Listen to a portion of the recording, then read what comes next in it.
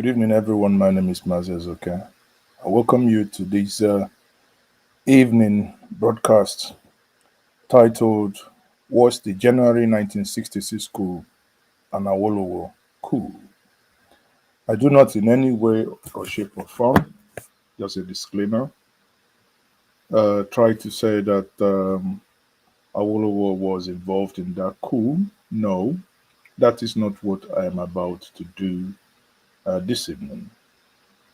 This evening, I'm only trying to establish um, a point that ideologies can influence actions. Ideologies can influence actions. And I want to use also the opportunity to say unequivocally that the 1966 coup was never in any way, shape, or form an Igbo coup. However, there is something that incidentally has begun to, be very clear. If we go back to 1963, when uh, Chief Pa Obafemi Awolowo, when he was jailed, fast forward, just oppose that to the current realities of today, you would probably agree with me that there is some level of curiosity that we can actually look at and begin to want to make sense of the things that has happened before now, right? So, and in trying to do that, permit me now to look at this way. In it appears, as I will show us now, it appears, in my view, having read so much about the coup, including Awolowo's book too, including this, that he wrote himself. And eventually, I will read an essay from his book here in order to buttress my point. But one thing that is very clear, people, is that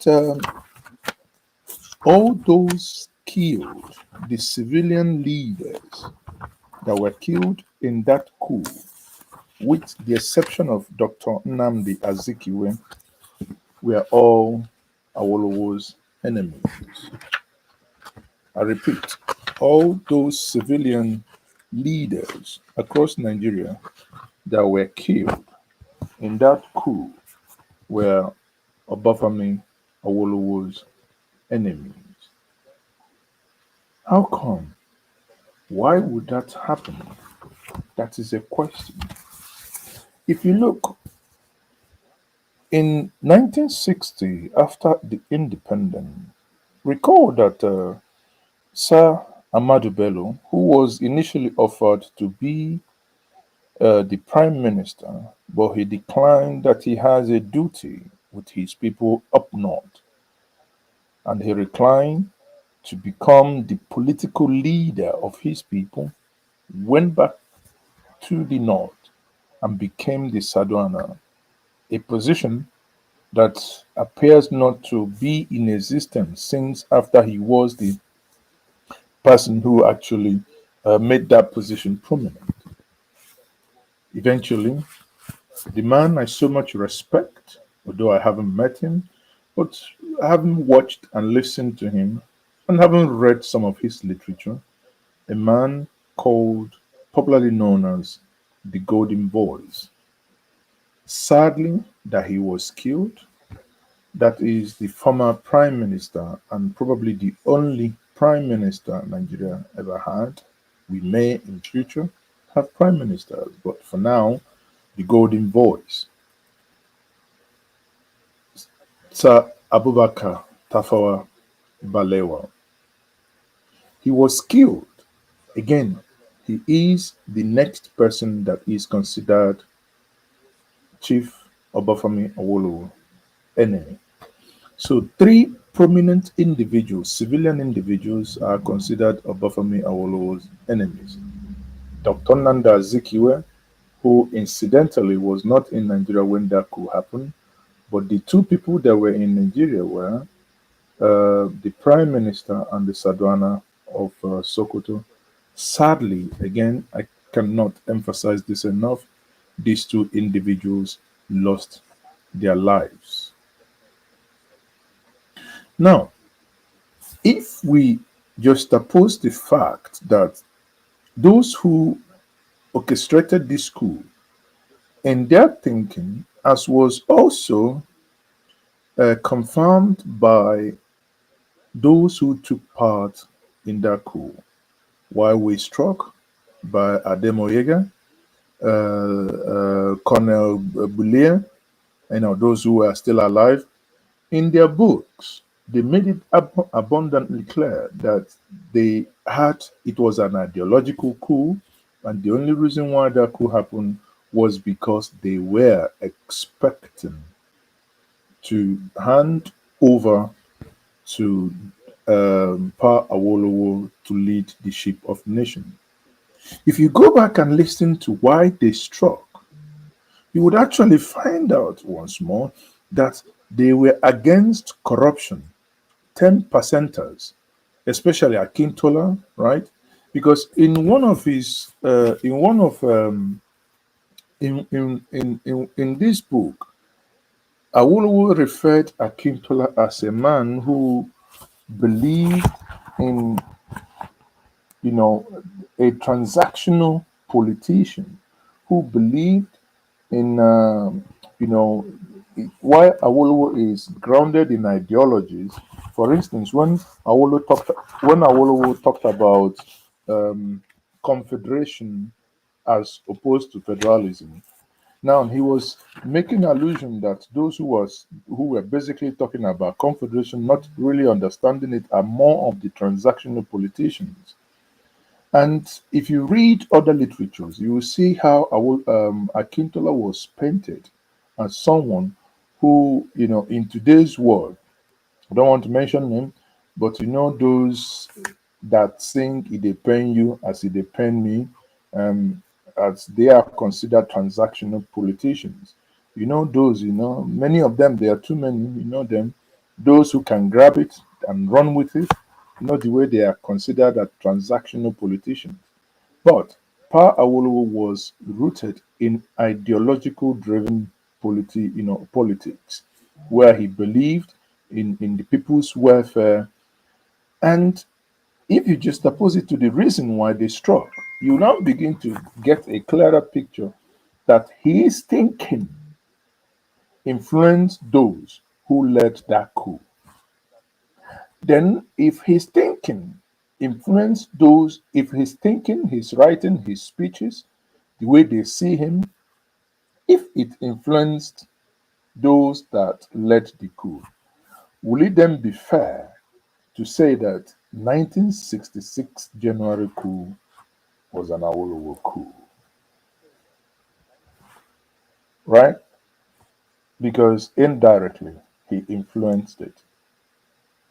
Let me bring someone here who also sees it as the 1966 coup was the coup that was also influenced by Awolowo.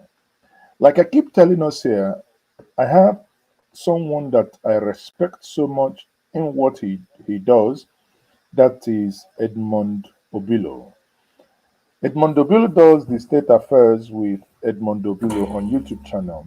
I would advise, if you really want to deep dive, if you really want to get a deep dive into the Nigerian history, please by any means subscribe to his platform. Watch him. He's the one that made me. I mean, like I said to us the other day, I bought about 17 books written by Abafamili Awolowo. I haven't finished. I think I'm in my. I don't know. I think I'm in my third or the fourth book. I haven't finished reading all the books, but it's really quite interesting to see the reasoning of that sage. So let's quickly get into this conversation here. Take a listen. Of August 1966, about 4 days after the counter coup. Some said Ojukwu released him. Others say it was the Gowon federal government who released him from Calabar prison. Officially, it was the federal government. But as at that time, given the unease in Nigeria, the regional governor for East had physical possession of Awolowo. He was in Calabar prison. The states had not been created. If he was unwilling, it would have been possible to release Awolowo. Because at that time, Ojukwu didn't recognize the leadership of Gowon. And this is why you have to look at the events. Now, we are privileged. We are looking at so many years after and interpret it correctly. It was obvious, and it's, at least to me, that it's perhaps true that those who engineered the first coup really wanted to install Awolowo. You think so? That Zobo and Co wanted to install Awolowo? I think so. What gives you that impression? Because they felt that the government was guilty of 10%, was guilty of nepotism, was guilty of too many things, and there were indications, particularly if you read the books of those who survived, that part of their determination was that to correct events in Nigeria, they needed a radical leadership. And Awolowo was the man? They thought, at least, of all of them, that he was the most radical. Did you hear that? That they thought that Chief Obafemi Awolowo, amongst all the political leaders in Nigeria, was the most radical. Not radical as in carrying placard like so many people like myself, we no go agree, we no go agree. No. Radical in thinking. Radical in his, in the things that comes out of his, in between the grey matters in the skull. That Pa Awolowo was radical, very, very radical. If you take that part, that Pa Awo was radical in his thinking, then just oppose it again, because this evening I'm going to do, what I'm doing is more of just opposition, taking facts, looking at facts at their face value, analyzing it, coming to a conclusion. If you influence me to do something, then it could as well be said that yes, you influenced me to do that. So in this case, Pa Awolowo influenced the coup leaders to get into this, and they carried the action that they carried. Therefore, here we are today. Having said that, let's also look at this narrative that the January 1966 coup was an Igbo coup. We have tried on many occasions to debunk that as a terrible lie. Although there are those who have not gotten position within this government, at the out, a couple of them are out there trying to fan the amber of hate to say by all means that this coup is, or rather was, an Igbo coup. To do justice to this, to help us, let's get to Arise TV studio yesterday. Video credits to Arise, and let's listen to my good friend Professor Killer and OG and Rufai was saying. The Igbo Apex Group, Ohaneze Ndi Igbo, on Sunday demanded an apology and 10 trillion naira in compensation from President Bola Ahmed Tinubu to be paid to the Igbos following the revelation by former military president Ibrahim Badamasi Babangida that the 1966 coup was not an Igbo coup as alleged. The revelation was contained in IBB's memoir, A Journey in Service. The group noted that the coup unleashed disastrous repercussions on the Igbo people, among other factors, which ultimately led to the horrors of the... At this point, I am kind of taken aback why Arise TV will make this terrible mistake. The press statement they will be reading, I'll put a caution here. is not from Ohaneze and Igbo.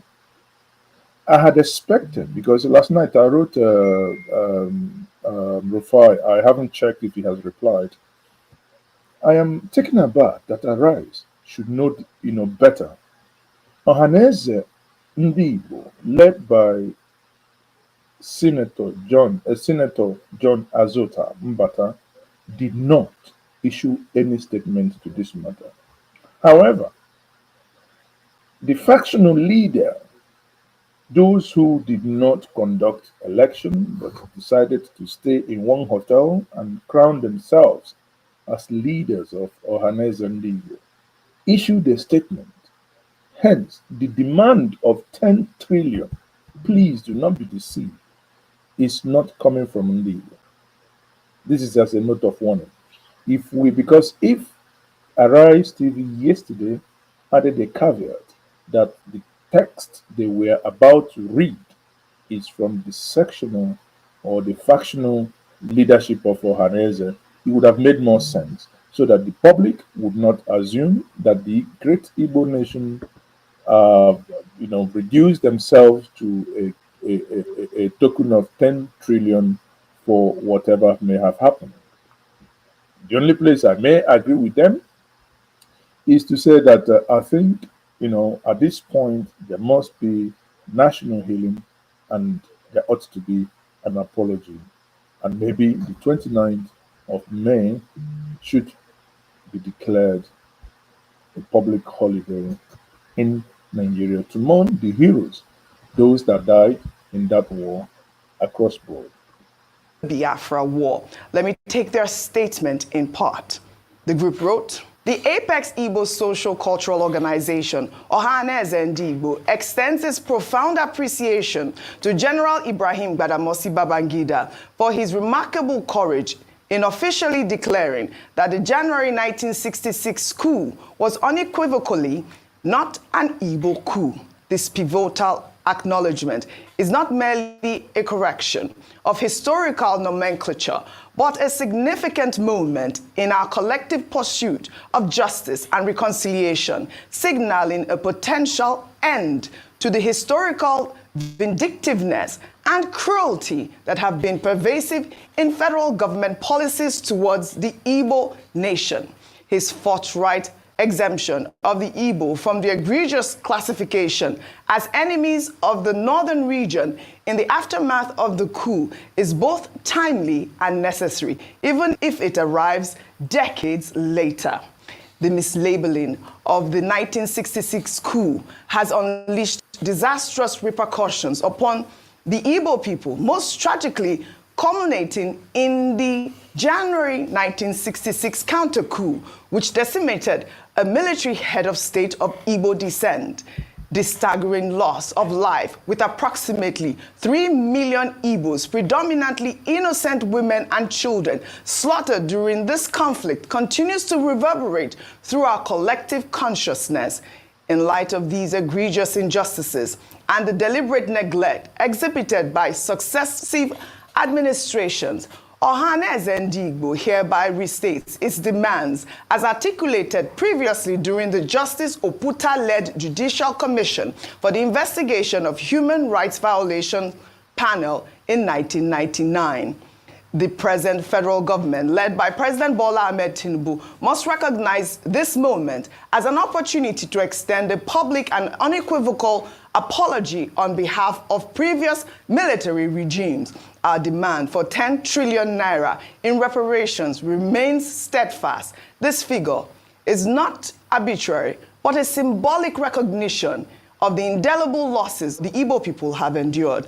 The time has come for true acknowledgement of these historical wrongs, which can only be rectified through reparations and sincere apologies. I mean, this was a detailed statement, and there's been a lot of reactions since that excerpt of IBB's memoir came out, where he debunked or dismissed the fact that the 1966 coup was an Igbo coup. A quick comment before I take some reactions. Oji, IBB did not need to write in his book that it was not an Igbo coup before I had known that it was not an Igbo coup. Exactly. For references, I have read, if not my last count, over 10 to 15 books on the war and what happened around that time. One of the most updated one that was not really biased was Centaure's account of the Nigerian Civil War. I've read Philip Evio's account, The Cage Bird Sings. I've read, Frederick Foster. I've read many accounts. It was not an Igbo coup. There was no Igbo coup. The narrative of an Igbo coup was to be able to hang, a particular ethnic group in all of that. These were a bunch of idealists that said, oh, the way forward to obliterate this political class, this thieving political, and their problems then was the same thieving political class. The coup plotters. Yes. Yeah. That they became very idealistic. And where did that mindset come from? It came from the elections and the fight that ensued after the second elections, after the 59, I think the 64 elections, where they saw what the political class was doing, where they saw what was happening in the South and other regions of the country. So this bunch of idealists felt that they could save the country, which was a big mistake. Ademoyega that wrote the book Why We Struck was not an Igbo man. Kaduna Nzego was from Okpanam. Kaduna Nzego was so Hausa. They have Igbo doctrine. He was born in the north. His name was Kaduna because he was born in Kaduna. So all of this was part of the sentiment that they used for this war then. And there are many copious accounts. It was just a bunch of idealists. They felt the way to go was the way to clean up the system, but it was wrong. There was no ethnic. The same narrative of ethnic coloration stemmed from what the political class started infusing, so there was going to be a fight back. Coupled with the media. And that's why foreign medias also played a role in this. And they whipped up that sentiment, and it started to snowball into the anarchy. Right. In moving forward, we need to heal. We Absolutely. need to know that we are all on this table of this hurt and pain, and we should try as much as possible to fix it. And we must be able to do justice. The greatest form of reparation for me is justice. Yeah. And we must stop the marginalization against the Igbos. Infrastructure must be built in that land. All right. We must allow infrastructure go round. Yes, we have development commission across all regions now. There are statutory transfers to the budget. Yeah. We must be able to pump money there. Also, we must bring about federal infrastructural present development. Then we must also stop this talk. An Igbo man cannot be president. Who said so? Who said so? Because you see, these people forget a lot. After the Civil War, one of the paths to reconciliation was a deliberate attempt by the two key political parties to have Philip Omiedi as the running mate of Awolowo and what's his name now? The number one, Alex Ekwere, the first man to get a PhD in architecture in Nigeria. All right. So we need to be able to bring ourselves to this table of recompense and bring the conversation clear on the table that we must fight for a path to peace and stop this Igbophobia and hate against Igbos and all of that. All of us must be one to make this unity work. All right. So you're up for that, compensation, the 10 trillion. I mean, there's been conversation about, how that amount of money, there should be some sort of wider consultation as to how the Ohaneze arrived at that amount of money. But for me, due compensation. You believe in due compensation. A lot of federal infrastructure in the east and other parts that have been disgruntled in the country, sustainable ones. That's what I don't know about 10 trillion, but I'm all about justice. So let me take a comment that followed that story. This is from Justin Collins, who wrote, Ohaneze and Igbo's demand for an apology and 10 trillion naira in compensation from President Tinubu following IBB's clarification about the 1966 coup underscores the Igbos' deserving recognition of their historical grievances. This call for reparation reflects the ongoing need for acknowledgement of past injustices in the nation. The 1966 coup was never an Igbo coup. It was a narrative instigated by the Hausa, Fulani, and other tribes to deny the Igbos their rightful place in Nigeria's leadership. This misrepresentation has fueled decades of injustice against the Igbo people. And, that sums up the sort of conversation we're hearing from the sides of, whether or not we're going to pay reparation. Well, amidst all the revelations made in IBB's book, a historic video of the late Chief MKO Abiola's appeal to General Ibrahim Badamasi Babangida in June 1993. Okay, so like I said, when you look at that, when you look at the video I just played now, you would understand more. While I think, while that is not an Igbo coup, but if you want to, for argument's sake, one could actually argue that the coup was,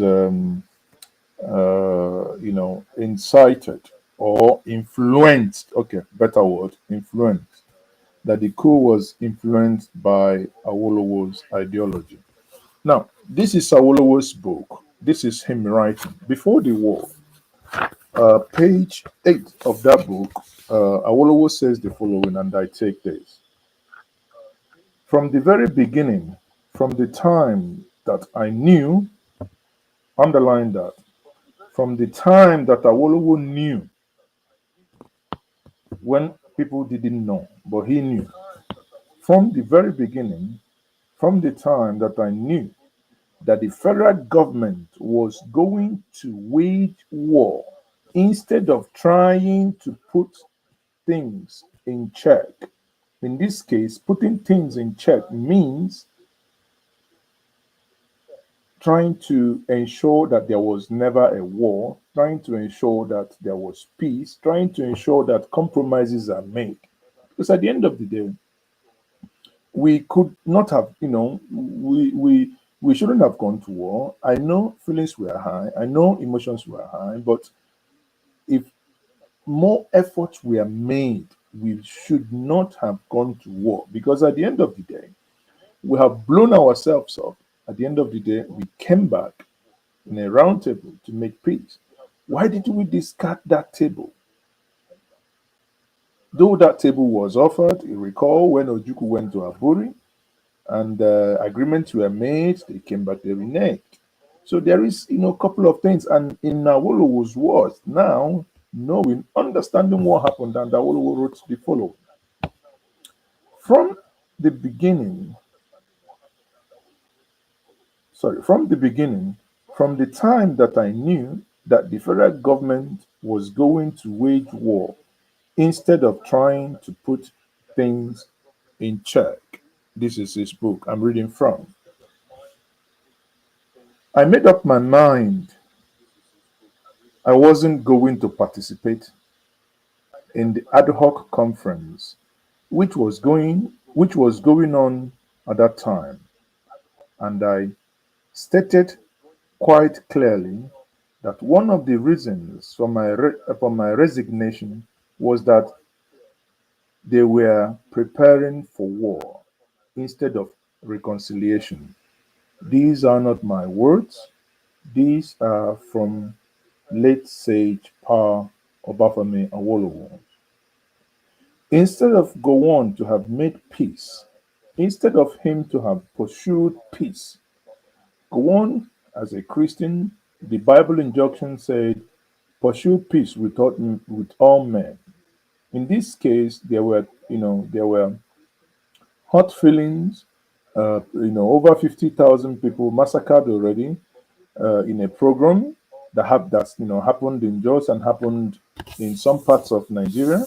And in this book also, Awolowo clearly also stated how he prevented program happening in some part of the southwest and what he did. It's a good book. I would recommend that you go get it. It says Awo on the Nigerian Civil War. If you're a student of history and you want to get first-hand insight as to some of the things that transpired in the past. Then I'll take the second part that says, and Awolowo is now saying that when the moment he understood that they were preparing for war instead of reconciliation, then he goes on to say, and Jakande, that is the guy who eventually became the Lagos State governor, the Jakande also followed suit and resigned from the ad hoc conference. And that brought about the end of that conference. When now the National Conciliation Committee asked me to lead a delegation to Ojukwu, I saw it as an opportunity and seized the opportunity very firmly and asked Ojukwu again and again he shouldn't go to war. It's not good for Nigeria. He asked Ojukwu not to go to war. If we must be frank, then we must say Ojukwu listened because Ojukwu did not go to war. The question is, who fired the first bullet? Who invaded? Sadly, the Nigerian government fired the first shot and started the attack. The rest is history. On this note, I say, may all the souls of those who we lost in that, in the aftermath of the senseless coup of 1966, may all their souls rest in peace. Amen. So, having said that, quickly, we'll move in the second part, which is El-Rufai knocks NSA.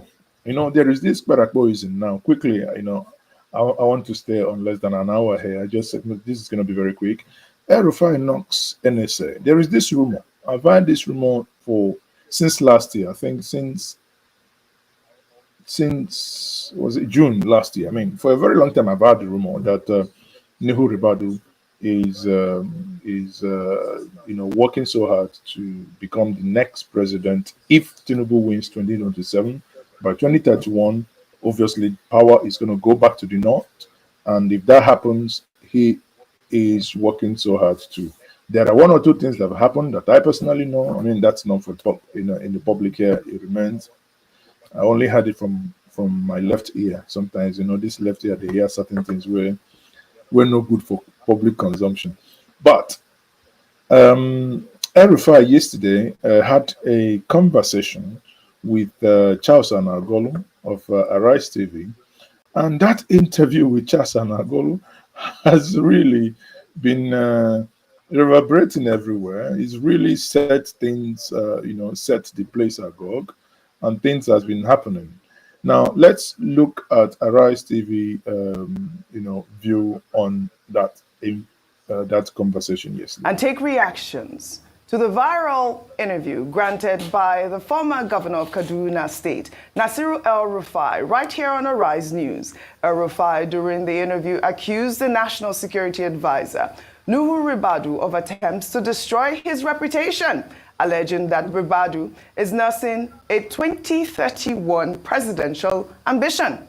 El-Rufai also alleged that Ribadu is collaborating with Uba Sani, the governor of Kaduna State, and the Independent Corrupt Practices and Other Related Offences Commission to destroy his image. Well, he spoke to Charles Anyagolu. Let's take a look before we take some reactions. This project of destroying Nasir El-Rufai is Nuhu Ribadu's conception. He's the architect and he's the builder of that project, and he's the one working with Uba Sani to implement it. So far, it has been frustrating for them because they have not been able to find anything. In fact, what they have resorted to doing in the last 2 weeks is to be calling lower level people and some of my officials and saying, implicate Nasir El-Rufai and your problems will go away. This is what the ICPC has become. The EFCC is far more professional. They have, done a much better job of it. And now that we have seen that the whole thing is a charade, we are going to start fighting back, okay? Uba Sani is not my friend. Nuhu Ribadu is not my friend. They were my friends at some point, but not anymore. Somebody wants to destroy my reputation. Why? Nuhu Ribadu wants to be president in 2031. Well, he has to eliminate every northerner that he thinks is in the radar.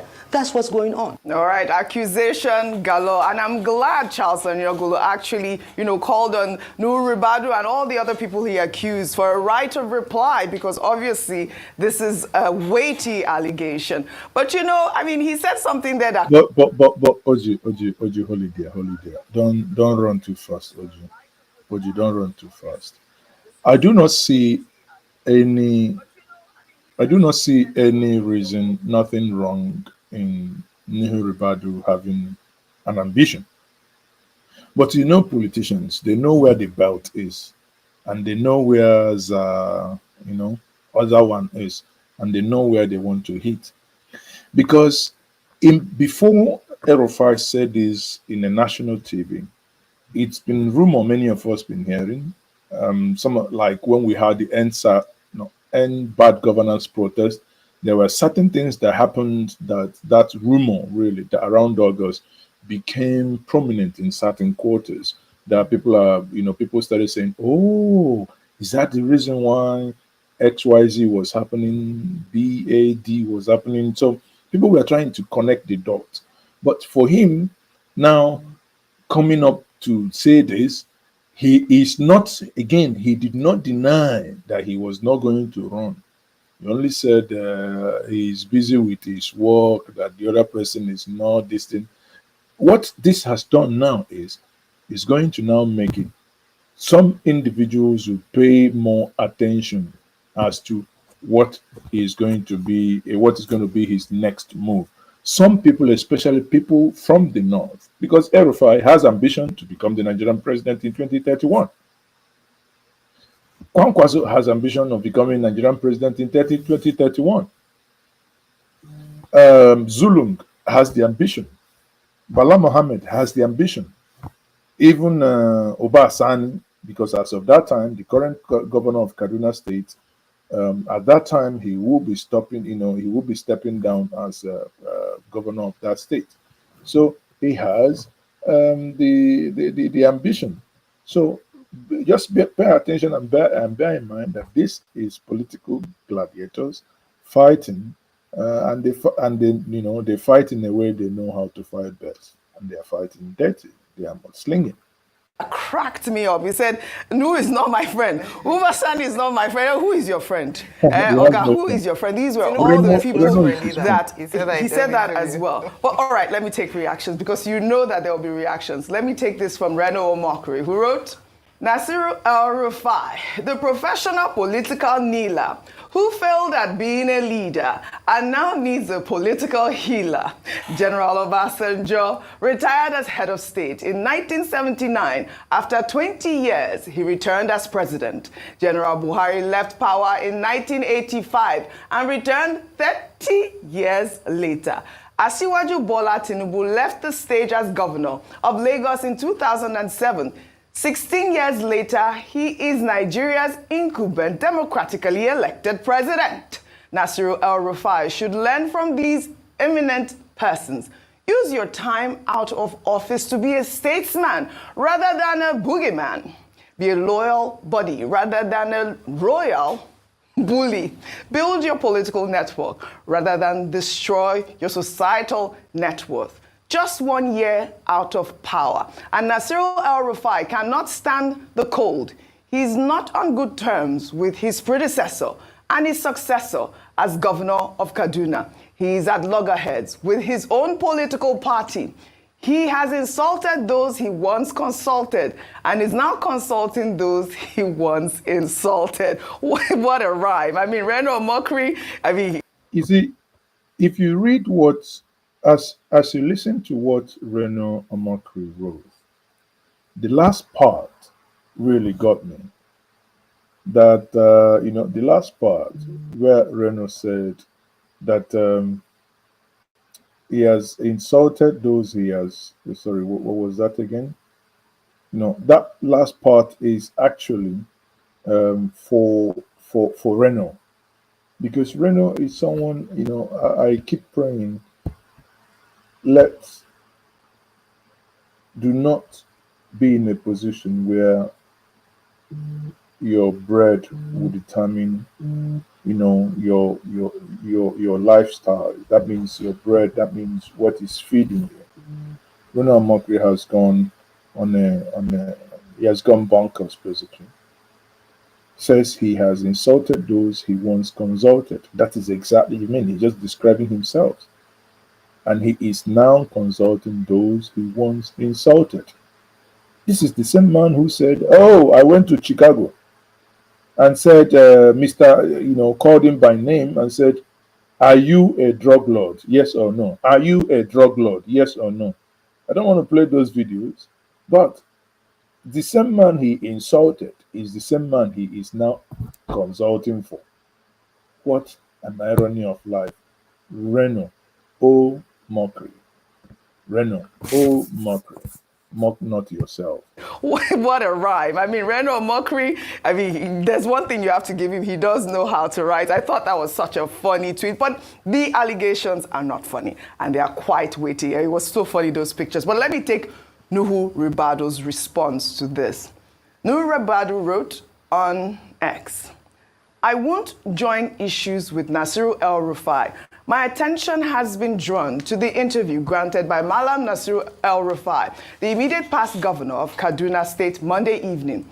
If my silence wouldn't risk being construed as consent, I would have ignored him. I am too preoccupied with my current assignment as to get into a media fight with Nasiru El-Rufai or anyone else. Despite the incessant baiting and attacks, I have never spoken ill of Nasir. On record, anywhere. This is out of respect for our past association and our respective families. I will not start today. I, however, urge the public to disregard El-Rufai's statements against me.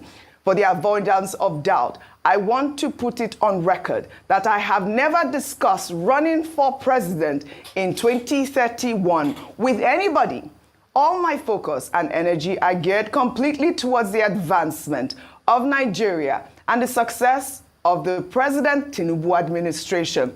I therefore ask Nasiru El-Rufai to allow me face my onerous national assignments, just as I do not bother myself with his own affairs. Nuhu Ribadu. Now, did you see what I said before? Nuhu Ribadu did not expressly deny that he was not going to run for president. All he just said that I have never discussed this ambition with anybody. That you have never discussed this ambition with anybody publicly, but I don't think privately, man, okay, you understand what I understand.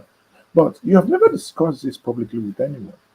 It does not mean categorically saying, I am not going to run in 2031. Of course, pay attention, politicians, political gimmick. I think this is a well-rounded response. He has, removed himself from ever saying that he wants to contest for president. I thought it was quite mature that he said he wasn't going to join any issues with Nasir El-Rufai. It just made Nasir El-Rufai just look really little at this point. Our killer, Professor Anthony Killer. Well, I think, there's a lot of amusing side to it. Yes. That is, if we limit it to that, if we personalize it. And I'm very worried, because we personalize things, we enjoy some thrills and, some comical, some dramatic, and some bizarre performances in our public space. But we need to be careful, because some of these amusing things are actually dangerous for us. When a former governor, or indeed anybody, goes to say that the Security National Advisor is acting together with somebody else, with the sole aim with the president of tarnishing his own image. Yeah. Do you realize that that is a very strong allegation? Because if it is true, it means the National Security Advisor and the governor are committing crimes. They're abusing their office and they're using it to humiliate somebody, to oppress them. The response of Nuhu Ribadu is a good response in terms of the pros and in terms of the decorum displayed. But I dare say he has a duty to report El-Rufai to law authority for defaming him and for accusing him of a crime. If we want to build institutions... Professor, my good friend, he's not going to do that. One is El-Rufai may have information regarding to the reason why he was disqualified based on security reports, and who pulled the strings from the from the back. Recall that El-Rufai even attended Senate committee clearance, and Senate asked him questions pending when his name would be released. Suddenly, his name vanished. Others are also, conspiracy theory abound. Some are saying that it could be the reason why Tinubu did that to him was towards the tail end. He did not support Tinubu. He supported Amechi. There is a premium time report on that. So if he supported Amechi, Tinubu probably would have considered, oh, you tried humiliating me last minute. I'm going to pull my own fast one on you last minute. Probably using the NSA last minute. That again remains on the realm of speculation. However, that speculation sounds true in our ear. Beyond the drama, beyond the amusing things, there's some very serious, sober, dry things that we need to learn to do if we really want to build institution. Because by the other side, we say if it is not true, he needs to denounce. But if it is true, then what he's doing is a very grave thing. I think we need to be careful. El-Rufai, every time he talks, people say it's because they didn't make him minister. Partly it's because they didn't make him minister. Because if he were minister, he would be very busy ministering. It is because he's not a minister that he has time to say what is wrong in the ministry. So it's a related thing. But I think we as citizens and consumers, I dare say, we need to see the quality of the offer. Is he saying what is true? Is he saying what is appropriate, regardless of his own intention? Because let me assure you, every politician is there for ambition. Yes. The difference is what do they do without the ambition and how do they get there? All right. And I think the ambition is legitimate. Anyway, people, I mean, you've seen it. And to round it up, I do, in conclusion here, believe that the January 1966 coup was influenced by the ideologies espoused by late Pa Obafemi Awolowo. That is my own view. That's my conclusion.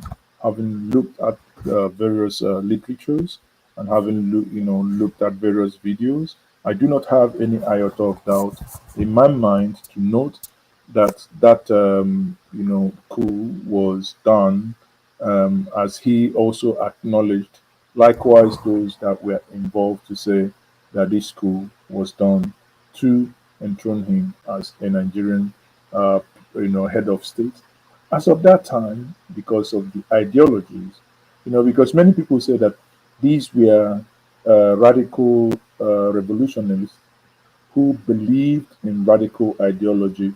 And in that radical ideology, also many literatures and many people who were involved also say that Pa Obafemi Awolowo was a man of radical ideology. On that note, I say thank you very much for joining me.